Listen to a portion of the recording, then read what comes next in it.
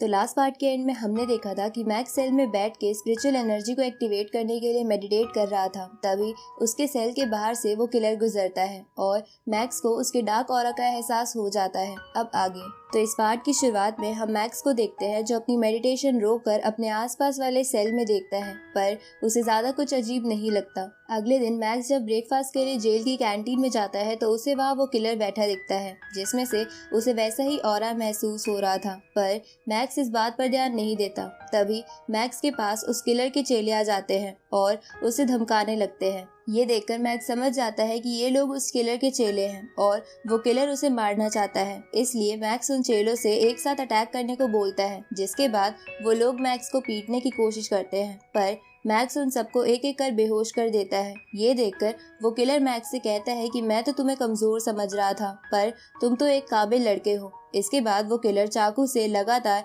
Max पर attack करने की कोशिश करता है, पर मैक्स उसके हर अटैक से बच जाता है। तभी वो किलर चकमा देकर मैक्स के पीछे आके उसे चाकू मारने की कोशिश करता है, पर मैक्स उसे नीचे गिरा देता है। पर वो किलर फिर से खड़ा होकर मैक्स की ओर चाकू फेंकता है, पर मैक्स अपनी नई स्पिरिचुअल पावर की मदद से उन चाकुओं को अपने से दूर कर देता है। लेकिन अचानक से माइंड पर प्रेशर डालने की वजह से मैक्स के सर में दर्द होने लगता है। तभी वहाँ पर जेल के सभी गार्ड्स आ जाते हैं और मैक्स और किलर को घेर लेते हैं, पर तभी सर दर्द बढ़ने की वजह से मैक्स बेहोश हो जाता है। इस तरफ ईवा डायरेक्टर को उस फाइट की सारी अनकट रिकॉर्डिंग्स भेज देती है, जिसे देखकर डायरेक्टर समझ जाता है कि मैक्स की कोई गलती नहीं है। इसलिए वो ईवा से बोलता है कि तुम चिंता मत करो, मैं सारी इन्वेस्टिगेशन सही तरीके से ही करूंगा। आगे हम मैक्स को मिलिट्री हीलिंग फैसिलिटी में देखते हैं, क्योंकि पुलिस ऑफिसर ने मैक्स के बेहोश होने की वजह से उसे यहाँ भेज दिया था। अब मैक्स को जब होश आता है तो वो खिड़की से बाहर देखता है, जहाँ आसपास देखने से मैक्स को पता चलता है कि उसकी देखने और सुनने की शक्ति बहुत ज्यादा बढ़ गई है।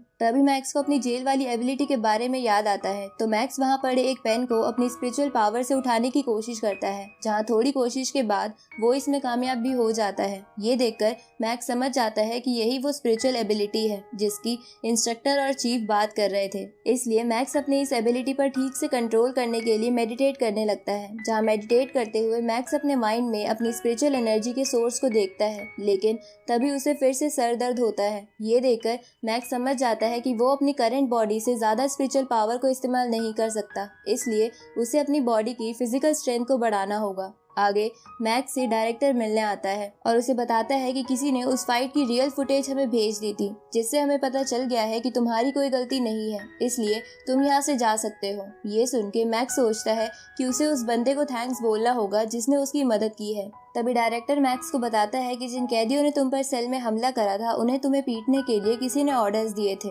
ये सुनकर मैक्स उस बंदे के बारे में डायरेक्टर से पूछता है, तो डायरेक्टर मैक्स को उसी बंदे की पिक्चर दिखाता है जो हाउ बाई से मिला था, पर मैक्स को उस बंदे की पिक्चर देखकर समझ नहीं आता कि ये बंदा कौन है और इसने उस पर अटैक क्यों करवाया। तभी डायरेक्टर मैक्स से कहता है कि अगर तुम चाहो तो सिक्योरिटी ब्यूरो में इसकी कंप्लेंट कर सकते हो। ये सुन के मैक्स सब चीजों के लिए डायरेक्टर को थैंक यू बोलता है। इस तरफ हम हाउ बाई को देखते हैं जो उस बंदे पर गुस्सा कर रहा था, क्योंकि वो किलर अपना काम पूरा नहीं कर पाया था। तभी वो बंदा हाउ बाई से कहता है कि तुम्हें ये सब छोड़कर खुद की जान बचाने के बारे में सोचना चाहिए, क्योंकि तुम्हारी घर की पूरी फुटेज अभी भी पुलिस को नहीं मिली है, जिसकी वजह से तुम बचे हुए हो। लेकिन अगर मैक्स ने सिक्योरिटी ब्यूरो में कंप्लेंट कर दी तो वो लोग फुटेज ढूंढ ही लेंगे, जिसके बाद तुम्हें कोई नहीं बचा पाएगा। ये सुनकर हाउ बाई घबरा जाता है, तो वो बंदा उसे अपने अंकल से मिलने को कहता है। दूसरी तरफ मैक्स डायरेक्टर से उस बंदे का नाम पूछता है जिसने फुटेज दिखाकर उसकी मदद की थी,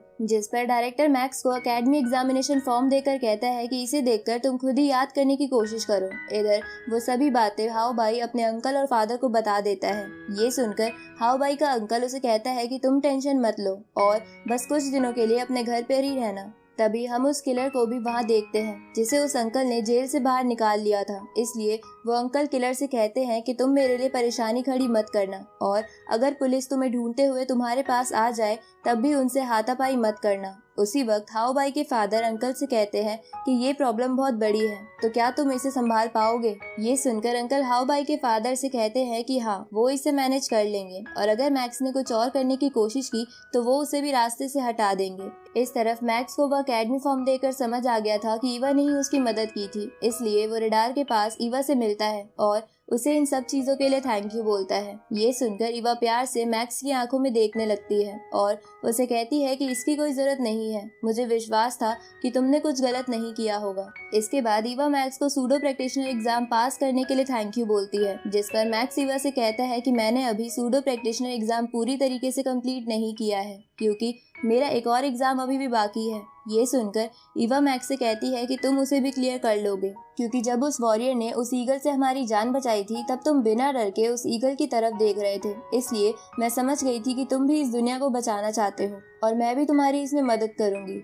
अब हम कुछ दिनों बाद का समय देखते हैं, जहाँ जिज्ञान हॉल के डायरेक्टर को एक वॉरियर मैक्स के सूडो एग्जाम की क्लिप भेजता है, जिसे देखकर वो डायरेक्टर हैरान हो जाता है। इस तरफ हम मैक्स को देखते हैं जो चीफ के साथ लड़के अपनी प्रैक्टिस कर रहा था, क्योंकि कल उसका सूडो प्रैक्टिशनर का मेन एग्जाम है। अब वो चीफ मैक्स से कहता है कि इतने दिनों में तुम्हारी स्ट्रेंथ बहुत ज्यादा बढ़ गई है, इसलिए ये बहुत हाई चांसेस है कि तुम कल के एग्जाम में पास हो जाओ। जिसपे मैक्स चीफ से कहता है कि पर मुझे अभी भी अपनी स्पीड अच्छी नहीं लग रही है, क्योंकि जब मैं आप पर अटैक कर रहा था तो आप बिना हिले भी मेरे अटैक से बच पा रहे थे। ये सुन के चीफ मैक्स से कहता है कि ऐसा मैं एडवांस बॉडी टेक्निक की वजह से कर पा रहा था। तो मैक्स उनसे इसके बारे में पूछता है, जिसपे वो मैक्स को बताते हैं कि एडवांस बॉडी टेक्निक एक ऐसी टेक्निक है जिसमें एक वॉरियर सामने वाले के मूव को प्रिडिक्ट करके जल्दी से अपनी चाल चलता है, और सभी प्रैक्टिशनर्स में ये टेक्निक अलग अलग लेवल पे पाई जाती है, जैसे elementary level, advance level, perfection level and full awareness level. जिसमें सोल्जर प्रैक्टिशनर जो प्लाज्मा वेपन की मदद से लड़ता है वो आराम से advance level of body technique पर पहुंच जाता है। ये सुन के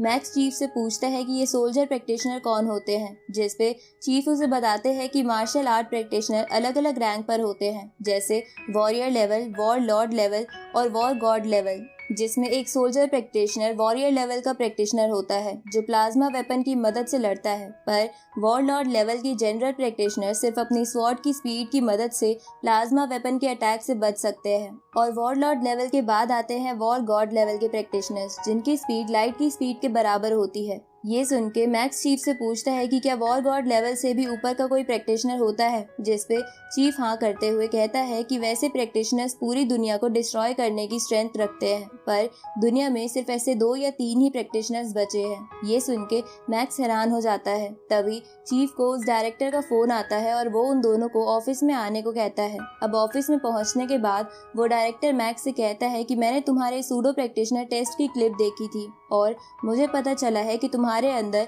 स्पिरिचुअल फ्लो है, जिसपे मैक्स हाँ करते हुए कहता है कि मुझे भी इसका थोड़े दिन पहले ही पता चला है। इसके बाद वो डायरेक्टर मैक्स को जिज्ञान हॉल ज्वाइन करने के लिए कहता है, क्योंकि वो मैक्स की एबिलिटी जान गया था। साथ ही वो मैक्स को जिज्ञान हॉल ज्वाइन करने के बदले एक बड़ा विला और 20 मिलियन की सैलरी ऑफर करता है। ये सुन के मैक्स इसके लिए मान जाता है। इसके बाद वो डायरेक्टर वहाँ से चला जाता है, जिसके जाने के बाद मैक्स चीफ से पूछता है कि ये डायरेक्टर कौन है, जिसपे चीफ मैक्स को बताता है कि जिज्ञान हॉल के 3 डायरेक्टर हैं और उनमें से ही ये एक है। साथ ही इसकी पोजीशन इस कंट्री के प्रेसिडेंट से थोड़ी सी नीचे है। ये सुन के मैक्स हैरान हो जाता है। आगे मैक्स अपने पेरेंट्स को लेके अपने नए विला में शिफ्ट हो जाता है, जिसे देखकर उसका भाई बहुत खुश हो जाता है। साथ ही मैक्स के पेरेंट्स को भी उस पर गर्व था। आगे मैक्स उसी हाउ बाई वाले बंदे से मिलने जाता है, क्योंकि वो बहुत दिनों से उसका पीछा कर रहा था। जहाँ उस बंदे से मिलने पर वो बंदा मैक्स को बताता है कि जिस किलर ने जेल में उस पर अटैक करा था उसके बारे में हाउ बाई को उसी ने बताया था, लेकिन इस अटैक के पीछे हाउ बाई और उसके अंकल का हाथ है। वो बंदा ये सब मैक्स को इसलिए बताता है क्योंकि उसे डर था कि कहीं वो इस केस में ना फंस जाए। अब उस बंदे की बात सुन के मैक्स उसे कहता है कि तुम चिंता मत करो, तुमने सच बता दिया है, इसलिए मैं तुम्हें कुछ नहीं कहूँगा और मैं हाउ बाई की प्रॉब्लम भी बाद में सॉल्व कर लूँगा, क्योंकि फिलहाल तो मुझे अपने कल के एग्जाम की प्रैक्टिस करनी है। अगले दिन मैक्स एग्जाम के लिए टेस्ट वाली जगह पर आ जाता है, जहां उन सबको हार्ड मेटल से बने आर्मर्स दे दिए जाते हैं। तभी एक बंदा मैक्स के पास आता है और उसे कहता है कि मुझे भी इस एग्जाम से पहले जिज्ञान हॉल ने साइन कर लिया है, पर मुझे पता चला है कि जिज्ञान हॉल ने तुम्हें भी साइन करा है, इसलिए क्यों ना हम दोनों टेस्ट के वक्त एक दूसरे की स्ट्रेंथ चेक करें। पर मैक्स इसके लिए मना कर देता है। ये सुन के वो बंदा गुस्से में वहाँ से चला जाता है। जिसके बाद वो बंदा, जिसका नाम लियांगवू था, जो उसके पिछले मैच में उसके साथ था, मैक्स से कहता है कि अगर तुम्हें साइन करा है तो जरूर तुम्हें कुछ काबिलियत होगी, इसलिए हमें टेस्ट के वक्त अपनी काबिलियत जरूर दिखाना। दूसरी तरफ हम हाउ बाई के अंकल को देखते हैं, जो एक फेक परमिट दिखाकर उसी टेस्ट साइट के अंदर चला जाता है जहां मैक्स का टेस्ट होने वाला था।